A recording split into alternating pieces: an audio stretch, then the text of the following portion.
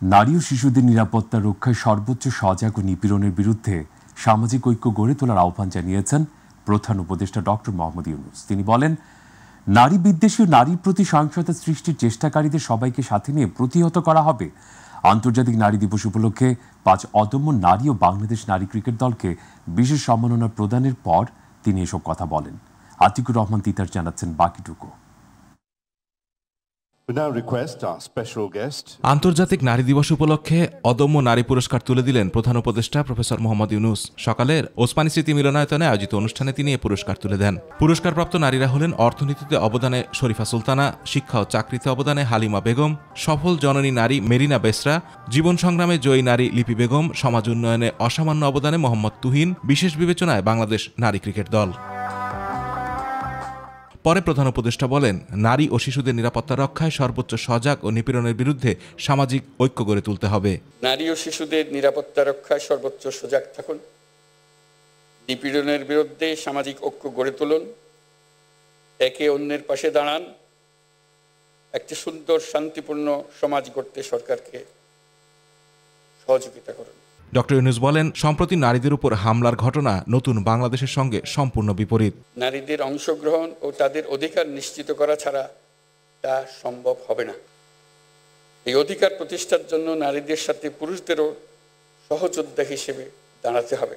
সমাজে নারীদের ন্যায্য স্থান প্রতিষ্ঠার জন্য পুরুষদেরকে উৎসাহী প্রতিযোগীরা এগিয়ে আসার জন্য আহ্বান জানাচ্ছি। পতিত স্বৈরাচার দেশে নৈরাজ্য সৃষ্টি করতে বিপুল পরিমাণ অর্থ বিনিয়োগ করছে উল্লেখ করে ডক্টর ইউনূস বলেন, নারীর প্রতি সহিংসতা সৃষ্টির যে চেষ্টা তা সবাইকে সাথে নিয়ে প্রতিহত করা হবে। পতিত স্বৈরাচার দেশে নৈরাজ্য সৃষ্টি করতে বিপুল পরিমাণ অর্থ বিনিয়োগ করে যাচ্ছে। আমাদেরকে এখন ততটাই সতর্ক থাকতে হবে যেমনটা আমরা যুদ্ধের মতো পরিস্থিতিতে আছি। বৈষম্যহীন সুন্দর বাংলাদেশ গড়তে হলে নারীর পাশে দাঁড়ানোর, তাদেরকে সমর্থন জানানোর কোনো বিকল্প নাই। আমাদের সমাজে নারীকে খাটো করে দেখার এই দৃষ্টিভঙ্গি পাল্টাতে হবে। আতিকুর রহমান তিতাস, মাই টিভি। আন্তরিক ধন্যবাদ। বর্তমানে নারীর প্রতি সহিংসতা বৃদ্ধি পাওয়া উদ্বেগজনক বলে মন্তব্য করেছেন বিএনপির সাইকোপ্রি সদস্য সালাউদ্দিন আহমেদ। তিনি জানান, এই নিন্দা জানায় বিএনপি এই সহিংসতা এখনই রোধ করা না গেলে দেশে ভাবমূর্তি বহির্বিশ্বে ক্ষুণ্ণ হবে বলে মন্তব্য করেন তিনি। দুপুরে আন্তর্জাতিক নারী দিবস উপলক্ষে বাংলাদেশের বিভিন্ন শ্রেণী পেশার সংগ্রামী নারী এবং জুলাইয়ের নারী শহীদ ও আন্দোলনকারীদের প্রতি বিশেষ ট্রিবিউট প্রদানে বইমেলা, নারী উদ্যোক্তাদের স্টল ও আলোচনা সভা অনুষ্ঠানে তিনি এসব কথা বলেন। এসব সহিংসতার পেছনে পতিত ফ্যাসিস্টদের কোনো চক্রান্ত আছে কিনা তা খুঁজে বের করতে অন্তর্বর্তী সরকার ও প্রশাসনের প্রতি আহ্বান জানান সালাউদ্দিন আহমেদ। বর্তমানে বাংলাদেশে নারী এবং শিশুদের প্রতি সহিংসতা, নিপীড়ন যে পরিমাণে বৃদ্ধি পাচ্ছে সেটা অনেক উদ্বেগজনক। আমরা এর তীব্র নিন্দা এবং প্রতিবাদ জানিয়েছি দলীয়ভাবে, নিজে আমি ব্যক্তিগতভাবে আজকে জানাই। অবশ্যই এই সরকারকে এই সমস্ত কিছু খুব কঠোর হস্তে দমন করতে হবে। বাংলাদেশের এই নারী নির্যাতন এবং শিশু নির্যাতনের যেই উদ্বেগজনক হার বাড়ছে সেটা যদি আমরা এখনই রুদ্ধ করে না দিতে পারি তাহলে দেশের ভাবমূর্তি দেশে এবং বিদেশে ক্ষুণ্ণ হবে। সেই দিকটা লক্ষ্য রেখে আমি অন্তর্বর্তী সরকারের সংশ্লিষ্ট সকল কর্তৃপক্ষ, সকল আইন প্রয়োগকারী, সকল সংস্থাকে অনুরোধ করব, আপনারা সুষ্ঠু তদন্তের মাধ্যমে প্রত্যেকটি ঘটনার রহস্য উন্মোচন করুন এবং এর মধ্যে পতিত ফ্যাসিবাদের দোষরদের কোনো কারুকার্য আছে কিনা, কোনো কারসাজি আছে কিনা, কোনো চক্রান্ত আছে কিনা আপনারা বের করুন। এদিকে সারা দেশে নারী হেনস্থার ঘটনায় উদ্বেগ প্রকাশ করে এসব ঘটনায় উগ্রবাদী গোষ্ঠীর মদত থাকতে পারে বলে আশঙ্কা প্রকাশ করেছেন বিএনপির সিনিয়র যুগ্ম মহাসচিব রুহুল কবির রিজভী। তিনি বলেন, দেশের অগ্রগতি উন্নয়নের পথে জঙ্গিবাদ যেন মাথাচাড়া দিয়ে উঠতে না পারে। নয়াপল্টনে এক সংবাদ সম্মেলনে রুহুল কবির রিজভী এসব কথা বলেন। রিজভী আরও বলেন, নিষিদ্ধ সংগঠন কিভাবে মিছিল করে তা সরকারকে গুরুত্বের সঙ্গে দেখতে হবে। আমরা অত্যন্ত উদ্বেগের সঙ্গে লক্ষ্য করছি যে সাম্প্রতিক সময়ে দেশ জুড়ে নারীদের প্রতি সহিংসতা ও হেনস্থার ঘটনা আশঙ্কাজনকভাবে বেড়ে গিয়েছে। দৈনন্দিন জীবনে চলার পথে নারীরা যেমন নিরাপত্তাহীনতায় ভুগছেন, ঠিক তেমনি অনলাইনেও তারা বিরূপ আচরণের শিকার হচ্ছে। একের পর এক নারীকে হেনস্থা ও আক্রমণ এবং সামগ্রিক বিচারহীনতার যে সংস্কৃতি গড়ে উঠেছে তা রাষ্ট্রীয় স্থিতিশীলতা ও সম্প্রীতির জন্য বড় হুমকি হয়ে দাঁড়িয়েছে। সামাজিক অবক্ষয়ের মাধ্যমে কেন আজ নারীদের মর্যাদা ও নিরাপত্তা ক্ষুণ্ণ করা হচ্ছে এবং এর পেছনে উদ্দেশ্য প্রণোদিত ষড়যন্ত্র রয়েছে কিনা সেটি যাচাই করা প্রয়োজন। মাগুরায় নির্যাতনের শিকার ঢাকা মেডিকেল কলেজ হাসপাতালে চিকিৎসাধীন শিশুটির অবস্থার আরও অবনতি হয়েছে। তার শরীরে আঘাতের চিহ্ন পাওয়া গেছে। বর্তমানে তাকে ভেন্টিলেটরে চিকিৎসা দেওয়া হচ্ছে। শিশুটির চিকিৎসার জন্য 4 সদস্যের মেডিকেল বোর্ড গঠন করা হয়েছে বলে জানিয়েছেন ঢাকা মেডিকেল কলেজ হাসপাতালের পরিচালক ব্রিগেডিয়ার জেনারেল মোহাম্মদ আসাদুজ্জামান খান। অচেতন অবস্থায় শিশুটিকে গত বৃহস্পতিবার সন্ধ্যায় ঢাকা মেডিকেল কলেজ হাসপাতালে ভর্তি করা হয়। অবস্থার অবনতি হলে শুক্রবার রাতে শিশুটিকে লাইফ সাপোর্ট দেয়া হয়। মাগুরায় বোনের বাড়ি বেড়াতে গিয়ে ধর্ষণের শিকার হয় 4র্থ শ্রেণীর ওই ছাত্রী। বৃহস্পতিবার মাগুরা শহরের নিজ নান্দুয়ালি চরপাড়া এলাকায় এই ঘটনা ঘটে।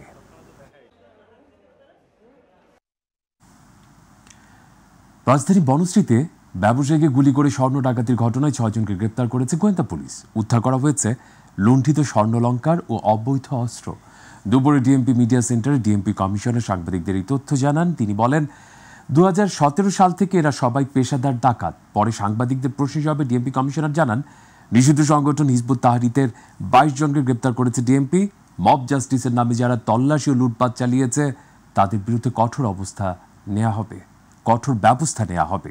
আরও তথ্য আবু সাইদ উপর। রাজধানীর বনশ্রীতে বহুল আলোচিত স্বর্ণ ব্যবসায়ীকে গুলি করে স্বর্ণ ডাকাতির চাঞ্চল্যকর ঘটনায় 7 জনের মধ্যে 6 জনকে গ্রেপ্তার করেছে ডিবি পুলিশ।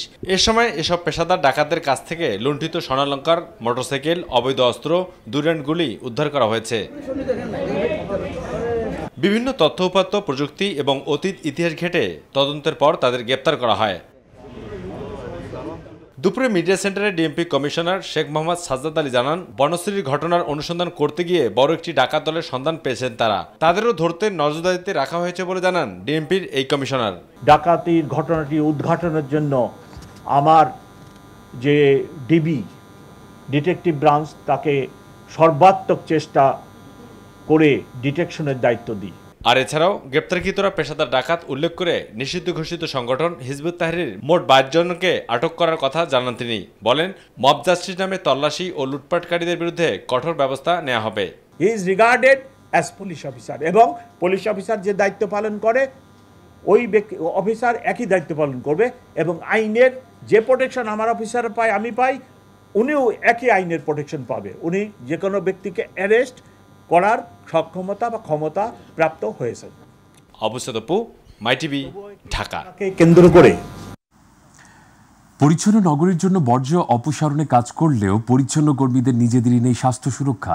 মারাত্মক স্বাস্থ্য ঝুঁকিতে কাজ করছেন পরিচ্ছন্ন কর্মীরা। সুরক্ষা ব্যবস্থা না থাকায় মাঝে মধ্যে বিভিন্ন রোগে আক্রান্ত হচ্ছেন তারা। উপযুক্ত স্বাস্থ্য সুরক্ষা না থাকায় তাদের মাধ্যমে নগরবাসী ও তাদের পরিবারের সদস্যদের রোগাক্রান্ত হওয়ার ঝুঁকি রয়েছে জানিয়েছেন চিকিৎসকরা। প্রতিনিধি আজিজুল হাকিমের রিপোর্ট তুলে ধরছেন জোবায়ের রহমান।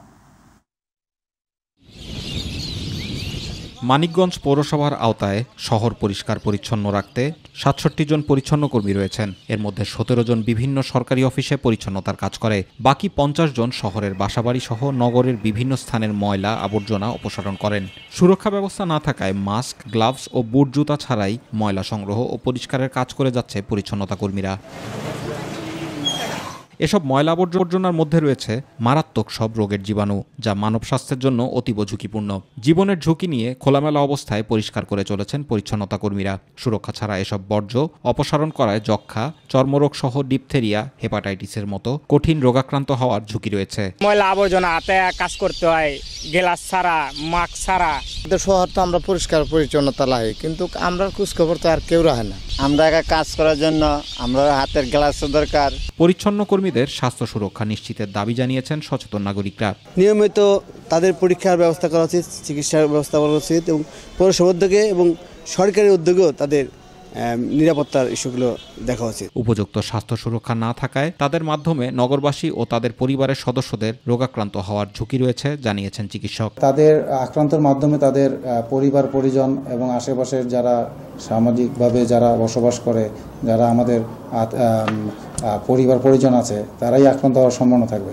স্বাস্থ্য সুরক্ষার বিষয়ে পরিচ্ছন্নতা কর্মীদের আরও সতর্ক হওয়া উচিত বলে মনে করেন পৌর কর্তৃপক্ষ। পরিচ্ছন্নতা কর্মী যারা আছে তাদেরকে স্বাস্থ্য সুরক্ষাটা আসলে এটা আমাদের একটা মেজর ম্যান্ডেট বলা যায়। তাদের সচেতনতা important.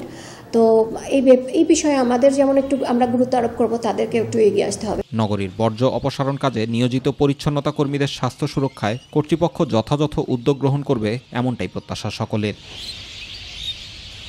Jubair Rahman, My TV news.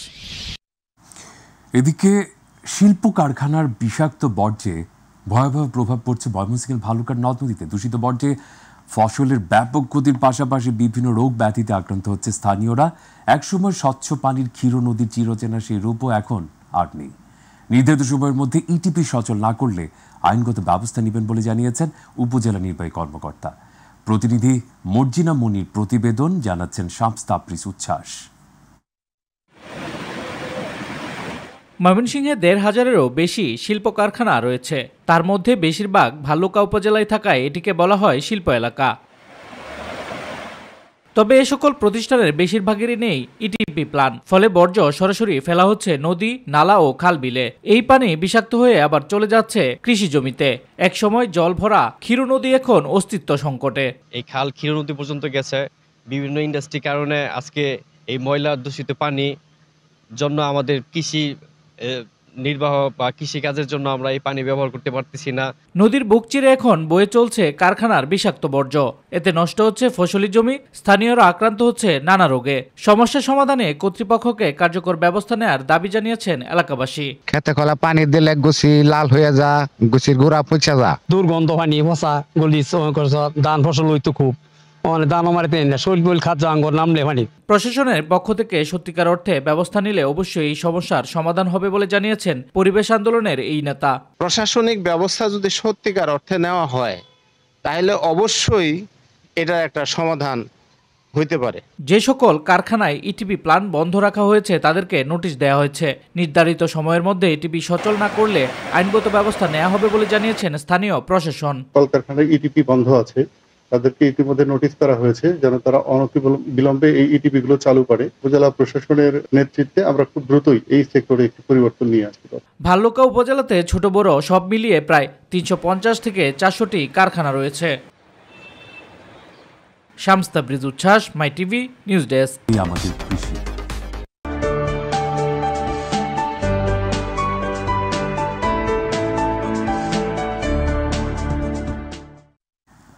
ফরিদপুরের মাটি আবহাওয়া অনুকূলে থাকায় পেঁয়াজ চাষের পাশাপাশি বীজ উৎপাদনে দিন দিন আগ্রহী হচ্ছে কৃষক। পরাগায়নে সহায়তাকারী মৌমাছির সংখ্যা কমে যাওয়া এর বিকল্প পদ্ধতিও খুঁজে নিয়েছেন তারা। বর্তমানে জেলায় উৎপাদিত বীজ দেশের ৭০% চাহিদা মেটাচ্ছে। প্রতিনিধি শফিকুল ইসলাম জনির প্রতিবেদন।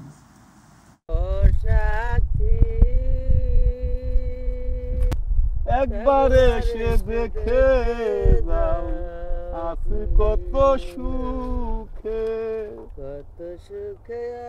গানে গানে মৌমাছির মতো ফুল থেকে ফুলে পরাগায়ন ঘটাচ্ছে কৃষক। গেল ৩ থেকে ৪ বছর জমিতে কীটনাশক ব্যবহারের ফলে উপকারী পোকা মারা যাচ্ছে, বাধা পাচ্ছে প্রাকৃতিক পরাগায়ন। তাই হাতের স্পর্শে পরাগায়নের কাজটি সেরে নিচ্ছে কৃষক। মৌমাছির মতো এই গানে গানে ঘুরতে ঘুরতে মানে আমরা নিজেরাই এই কাজগুলো করতেছি। মৌমাছির কাজ করতেছি। ফলে ৯ ফলে ৮টা ছোয়ালি তাহলে মনে করেন যে পুরুষ মহিলার কাজ হয়। সারা দেশে পেঁয়াজ উৎপাদনের শীর্ষ জেলাগুলোর মধ্যে অন্যতম ফরিদপুর। পেঁয়াজ উৎপাদনের পাশাপাশি দেশের প্রায় ৭০% পেঁয়াজ বীজও উৎপাদিত হয় এই জেলা থেকে। চলছে পরিচর্যার কাজ। এখন মৌচাক বসে না, তাই বিদায় এই হাতে ইয়ে করে দিলে বীজটা পুষ্ট হয়। মৌমাছির কাজটা আমরা করতেছি, মৌমাছি না পড়তেছে না, এই জন্য ফুল একটা ফাঁকি দিচ্ছি না, একটা ফুল ফাঁকি দিলে ওই ফুলটা আমাদের বীজ হবে না। জেলার বীজ আবাদে অন্যতম গোবিন্দপুরের নারী উদ্যোক্তা শাহিদা বেগমের খামারে অর্ধশতাধিক নারী পুরুষ পেঁয়াজ বীজের পরাগায়নের কাজ করছেন। খামারে কাজ করা শ্রমিকরা জানান, বাগানে মৌমাছি না থাকায় ফুলের পরাগায়ন হচ্ছে না, তাই তারা হাতের সাহায্যে পরাগায়নের কাজটি করছেন। পরাগায়ন না হলে আপনার বীজ ভালো হবে না। তো এই বীজ ভালো হওয়ার জন্য আমরা পরাগায়ন করতেছি। পরাগায়নে কিন্তু বাড়তি একটা খরচ, অনেক অনেক খরচ। তারপর আমরা খরচের দিক তাকাই না। তো পরাগায়নটা যদি ভালো হয় ইনশাল্লাহ এই সময়টা এখন পরাগায়নে চলবে 1 মাস। এদিকে শহরের কোলাহল ছেড়ে পেঁয়াজ ফুলের সুবাস নিতে দর্শনার্থীরা ভিড় জমাচ্ছে তার পেঁয়াজ বাগানে তুলছেন নানা ঢঙের ছবি। এই ফুলটা যে আমাদের অর্থনীতিকে সমৃদ্ধ করছে এই জিনিসটা বারবার আমরা ভুলে যাই। এখানে আসার পর খুবই ভালো লাগছে দেখে এবং অনেক কিছু জানতে পারলাম যে পেঁয়াজের ফুল এত সুন্দর হয়। অনেক সুন্দর, আর সাদা ফুল, সাদা একটা শুভ্রতার প্রতীক। এই সাদা রঙের ফুলটা দেখে তো আরো ভালো লাগতেছে। প্রকাশ করার মতো না আসলে, এটা সৌন্দর্য এত সুন্দর। কেমন হয় যে এত বড় ফুল মানে আগে কখনো যেহেতু দেখি নাই, তো এই জন্য হচ্ছে দেখার আগ্রহটা জাগ্রত হয়েছে। এবছর ফরিদপুর জেলায় পেঁয়াজ বীজ উৎপাদনের লক্ষ্যমাত্রা ছিল ১,৮২০ হেক্টর জমি, যা থেকে ৯৬৫ মেট্রিক টন পেঁয়াজ বীজ উৎপাদনের আশা কৃষি অফিসের। কৃষকরা এখন মূলত হাত পরাগায়নে ব্যস্ত আছে এবং আমরা কৃষকদেরকে পরামর্শ দিচ্ছি যে যদি পরাগায়নটি আমরা হাত পরাগায়ন সঠিকভাবে করতে পারি তাহলে পেঁয়াজের যে আমাদের বীজের গুণগত মান ভালো থাকবে। শফিকুল ইসলাম জনি, মাই টিভি, ফরিদপুর।